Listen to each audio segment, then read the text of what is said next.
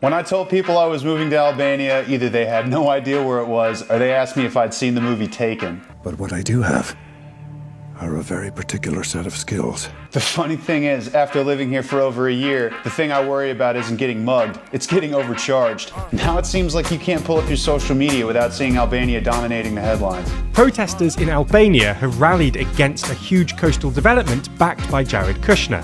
For better or for worse, more people than ever are wondering about the small European country. From tourists to expats, everyone's asking the same question. Is Albania safe?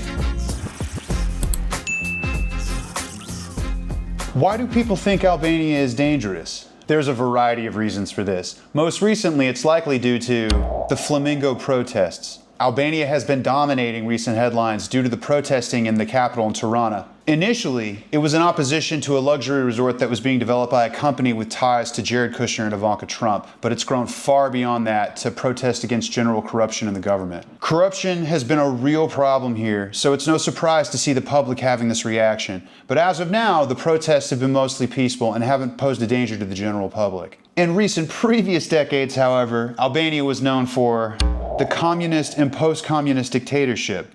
Albania was one of the most isolated countries in the world during the dictatorship of Enver Hoxha. For decades, people heard almost nothing about the country other than that it was a strange, isolated communist state. It was basically the North Korea of Europe. We took a tour of a museum called Bunk Art in Tirana that displays many artifacts from this era, and it was an unsettling afternoon to say the least. But then in the 1990s, Albania experienced the collapse of communism, severe economic turmoil, the collapse of a nationwide pyramid scheme, civil unrest and looting of military depots. Imagine if 2/3 of Americans just lost their savings overnight. That's essentially what happened here in Albania in 1997. Rioting erupted across the entire country.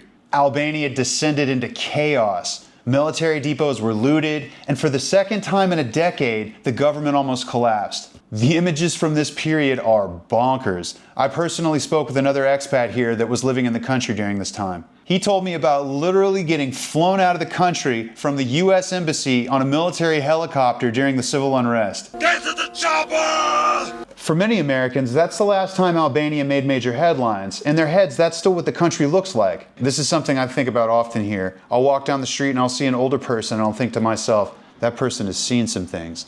What country is this car from? It no longer exists. Then you have the Albanian mafia stereotype. I don't know who you are. I don't know what you want. I will find you. A lot of people have heard about Albanian organized crime, but know nothing about the country. In no small part thanks to Liam Neeson in the Taken movies. But more than that, pop culture often portrays Albanians as gangsters. It's basically a trope at this point. The average American might have heard the term Albanian mafia dozens of times, but have no concept of what it's actually like to live here or what the impact of organized crime actually is on the country. Ironically, generally it has little effect on the day-to-day life of tourists and expats that live in Albania. The implications are much more involved with financial crimes and illegal trafficking. But I've said it before, crime isn't a vibe or a feeling, it's measurable. Take, for example, Albania's homicide rate. According to the latest data from United Nations Office on Drugs and Crime and the World Bank, Albania's intentional homicide rate was approximately 1.4 per 100,000 people in 2023. For comparison, Albania 1.4 per 100,000 versus United States 5.7 per 100,000. That means an American is roughly 4 times more likely to get murdered than someone living in Albania. I've referenced before in several of my videos the Global Peace Index. Albania outranks the US by far, sitting at around 32nd, whereas the US is 134th. The most common crimes aren't violent crimes. According to Albania's Prosecutor General's office, crimes against public order and security, 32.8%, theft of property, 20.9%, land disputes, 7.8%, fraud and document forgery are on the rise. This tells an interesting story. The crime landscape is dominated by administrative offenses, property crimes, financial crimes, disputes, not random street violence, genuine safety concerns. I met a guy here who was bitten by a dog. I've seen pedestrians get hit by cars. Megan and I have stayed at multiple Airbnbs here that haven't had fire extinguishers or smoke detectors. One of the craziest things that concerns me currently wasn't even on my radar until after we moved here. Albania sits on a fault line. They had a pretty major earthquake here about 5 years ago. Earthquake!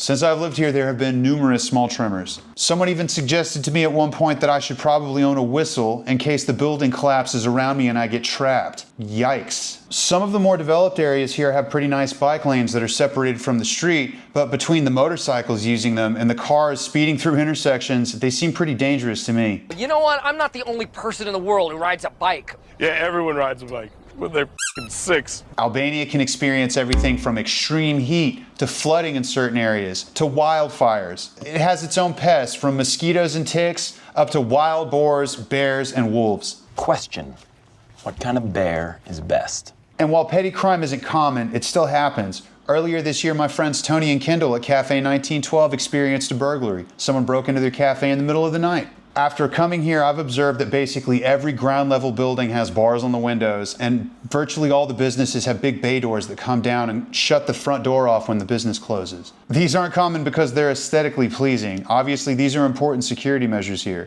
How does it actually feel to live in Albania? Take this with a grain of salt because it's anecdotal, but as someone that's been living in Vlorë for over a year, I feel extremely safe here. One of the most common things that you'll hear when asking expats and locals alike about safety in Albania is that women can walk at nighttime with their children with no concern for their safety. And I see it all the time too. It's certainly not a sentiment that's true everywhere in the world. I don't ever worry about someone stealing my backpack or taking my phone at a cafe. Cabs have all felt pretty safe to me, aside from some rough drivers occasionally. Put it in H!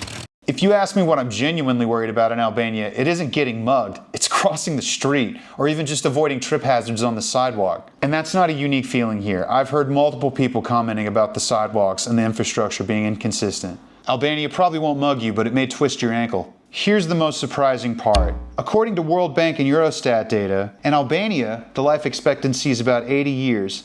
In the United States, it's about 78.